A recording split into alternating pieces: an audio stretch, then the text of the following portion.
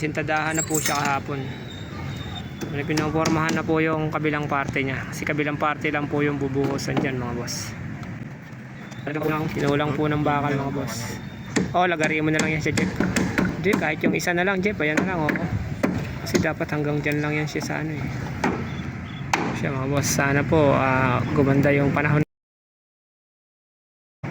para sa araw ng bukas babalik na lang po natin yung kabilang yero. Babalik po natin yung kabilang yero kasi niya mga boss.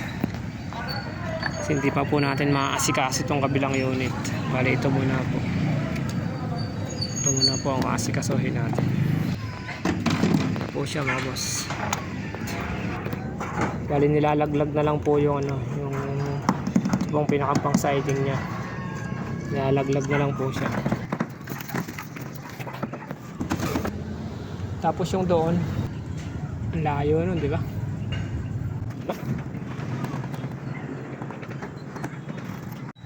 Mga boss, binabuhusan na po yung ating concrete cutter, mga boss. So,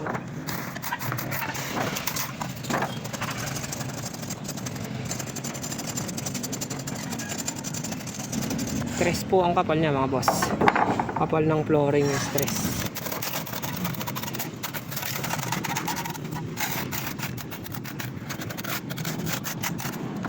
Ito na-check, kulang yung ano niya. Kulang siguro yung halo niya, marami na yan. Ilang balde na yan.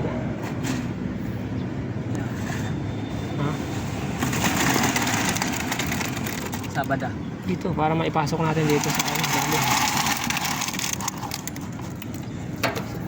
Dalawa na yung hinalo niya, di ba?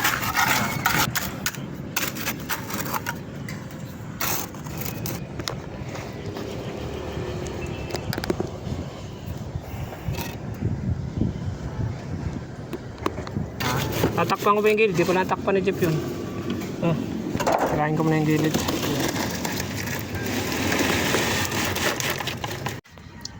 Mga boss, nag-ahalo na po si Idol. Binubuhusan mga boss.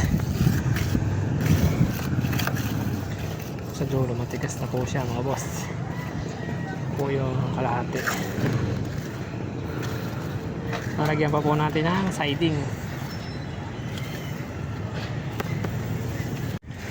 Po mga boss, sidingin pa po natin yung kabilang parte niya mga boss. Hindi po tayo tapos sa pagsa-siding.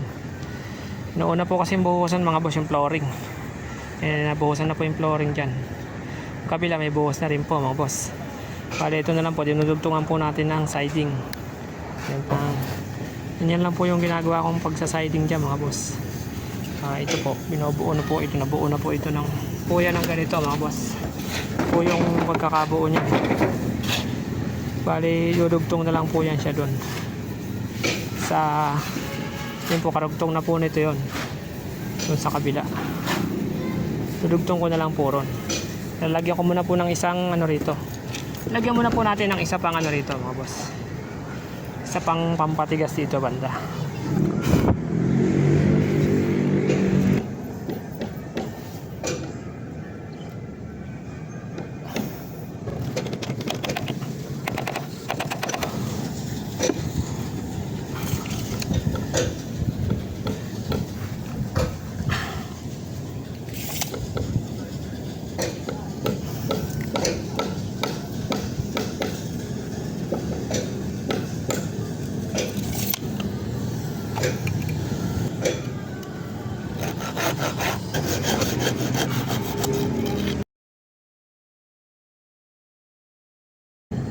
Mga boss, ganyan lang po yan siya. Po, sakto na po yung sukat niya. Hindi na po natin yan siya papakuan. Bali tutulak lang naman po yan dito mga boss. Yan po, bababa lang natin ng kaunti. Baba niyan dito lang po.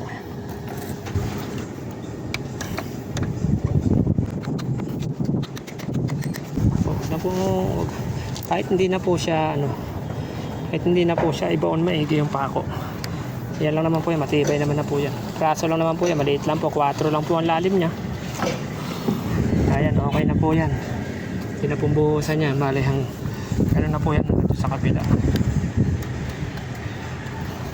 Dudugtong na lang po ulit natin dito. Isa nga lang po, bale diskarte lang po yan mga boss. Hanap na po tayo ng ano yan.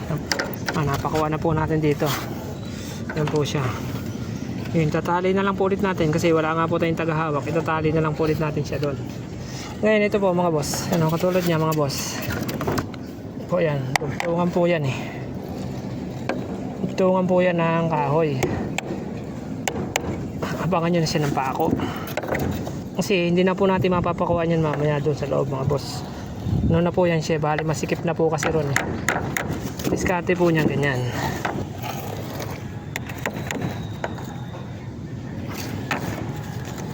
Meron na po siya. Pero wala pa pong kahoy sa kabila yan. Yan po. Bali gipit na po kasi yan dito mamaya mga boss. Yan po. Ayan, gipit na po yan siya dyan. Hindi na po natin siya mapapakuan doon. Nilalagyan na lang po natin ng ito po yung pinakang tagahawak natin. Ito po. Tali at saka kahoy. Ito po yan siya. Ito. Meron na po yan siyang abang na pako. Yan po yung dugtungan niya. Ito po yung dudugtong dyan na 2x2. Sigipit na nga po. Hindi nakasya yung martilyo. Kung may abang na pako, madali na po diskarte niya mga boss. Nakikita ko po sa inyo paano po papakuan nyo ng gipit na yung pwesto mga boss. Po cabra po ang pang-diskarte dyan.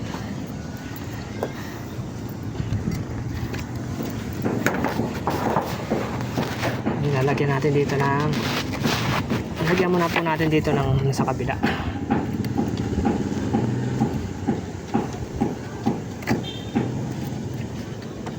Ayan po siya mga boss. Takto po yung dugtungan niyan dito. Takto po yan dyan. Ayan po. Ayan po. Hindi na po yan siya mapapakuan dyan mga boss. Yan, mahirap na po yan. Ito po ba? Mahirap na. Ayan. Ganyan o. Ayan to po. Diskarte dyan mga boss. Para hindi kayo mahirapan. Ayan po kayo ng kabra.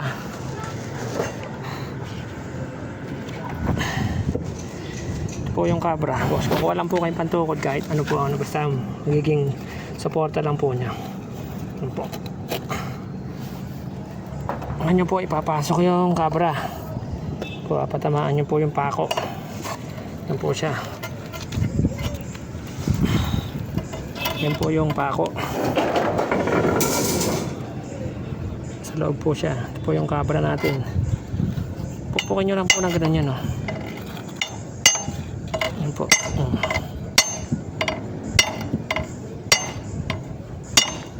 Po, wala na po. Baon na po yung ating pako. Ikutin na gano'n. Okay po siya mga boss. Ano po, wala na po yung pako rito. Ito pa po isa.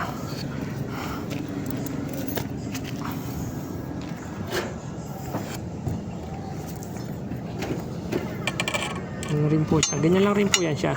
Yan po. Yan po, baon na po. Iba po isa.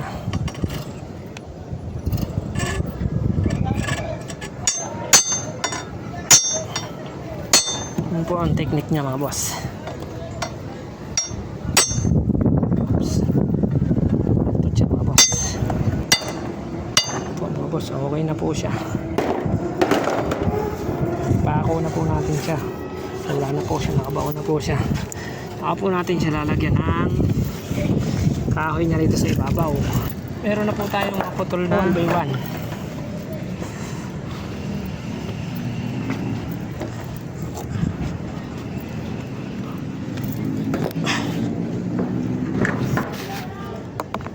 Pakuan lang po natin ng kahoy dos.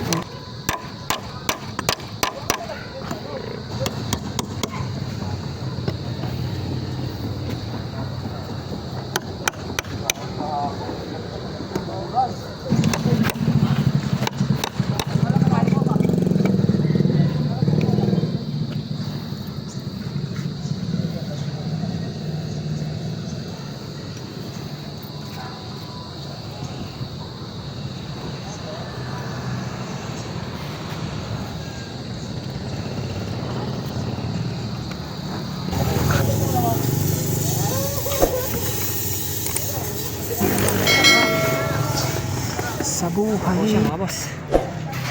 Ayos na po siya hanggang dulo. Ayun po siya. Tapos na po natin siya. Nagkaunting buwas na lang po siya. Ito po, okay na rin po ito. Nabuhusan na po lahat siya. Ito po yung ating concrete gutter mga boss.